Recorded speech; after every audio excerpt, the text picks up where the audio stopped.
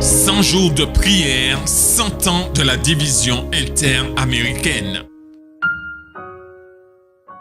Nous sommes déjà au 70e jour des 100 jours de prière de la division interaméricaine. Chers internautes, bonjour, bonsoir.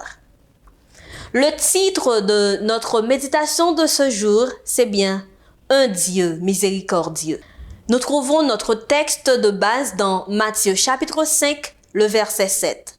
« Heureux les miséricordieux, car ils obtiendront miséricorde. »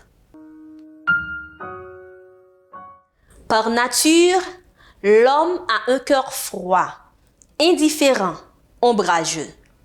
Lorsqu'il manifeste un esprit de pitié ou de pardon, il ne le fait pas de lui-même, mais seulement sous l'influence de l'Esprit de Dieu. Nous l'aimons parce qu'il nous a aimés le premier. 1 Jean chapitre 4, le verset 19. Dieu est la source de toute miséricorde. Il s'appelle miséricordieux et compatissant. Exode 34, verset 6. Il ne nous traite pas selon nos péchés. Il ne nous demande pas d'être dignes de son amour, mais il nous comble de ses largesses pour que nous le devenions. Dieu n'est pas vindicatif. Il ne cherche pas à punir, mais à sauver. Les miséricordieux sont ceux qui ont compassion des pauvres, des affligés et des opprimés. Job déclare « Car je sauvais le pauvre qui implorait du secours et l'orphelin qui manquait d'appui. La bénédiction du malheureux venait sur moi. Je remplissais de joie le cœur de la veuve. Je me revêtais de la justice et je lui servais de vêtements. J'avais ma droiture pour manteau et pour turban. J'étais l'œil de l'aveugle et le pied du boiteux. J'étais le père des misérables, j'examinais la cause de l'inconnu. » Job chapitre 29, les versets 12 à 16. Quiconque a consacré sa vie à Dieu pour le salut de ses semblables est intimement uni à celui qui dispose de toutes les richesses de l'univers. Sa vie est liée à celle de Dieu par d'immuables promesses. Le Seigneur ne lui manquera pas à l'heure de la souffrance et de la détresse. Et mon Dieu pourvoira à tous vos besoins selon sa richesse, avec gloire en Jésus-Christ. Philippiens chapitre 4, le verset 19. Aussi, lors de la lutte finale, les miséricordieux trouveront-ils un refuge dans la miséricorde du Sauveur compatissant et seront-ils reçus dans des demeures éternelles?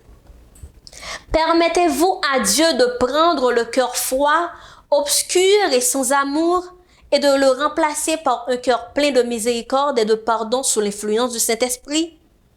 N'oubliez pas que Dieu est la source de toute miséricorde. Permettez-vous à Dieu de déverser son amour sur vous afin que vous deveniez dignes de lui?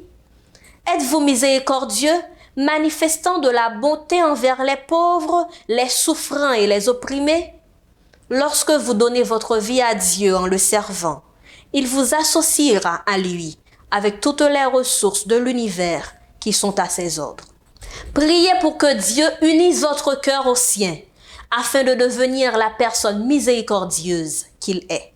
Priez pour que vous soyez guéris spirituellement du péché, de l'égoïsme et de l'orgueil et que vous deveniez une personne compatissante et aimante.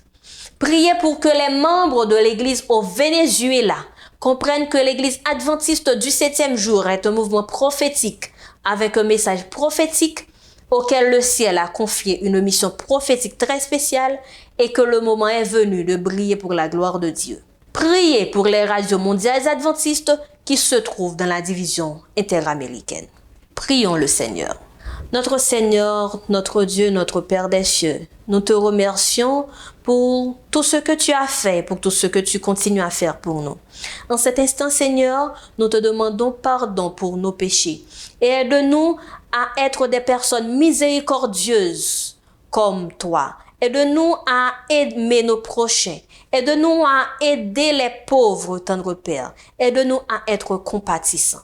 Nous te prions pour nos sœurs et frères de l'Église au Venezuela. Daigne, Seigneur, les bénir et aide-les à rester attachés à toi jusqu'à ton avènement. Nous te prions aussi pour les radios adventistes mondiales à travers la division interaméricaine. Aide les seigneurs à prêcher ta parole. Nous te prions ainsi au nom de Jésus, lui qui vit et qui règne au siècle des siècles. Amen.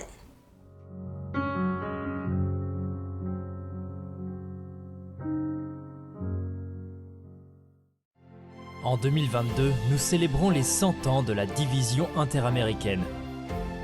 Nous voulons fêter ça ensemble avec les programmes spéciaux que nous avons pour vous, en direct des médias sociaux de votre union. Rejoignez-nous. Sabbat 8 janvier, service de consécration. Vendredi 15 avril, service de culte familial. Mercredi 11 mai, service de réflexion. Et en octobre, ne manquez pas la grande célébration. Vous êtes une partie importante de notre histoire. Célébrons sa providence et affirmons nos valeurs. Rejoignez-nous le dernier jeudi de chaque mois pour le programme Leadership Talk.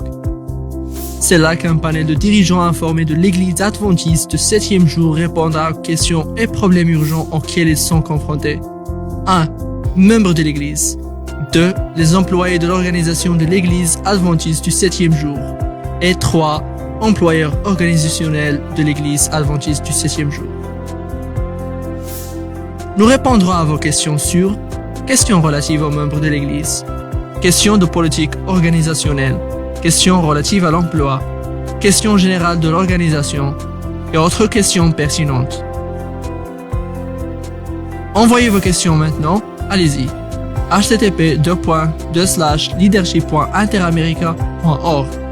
Rappelez-vous, http://leadership.interamerica.org. Leadership Talk est un programme de l'Église adventiste du 7e jour de la division interaméricaine.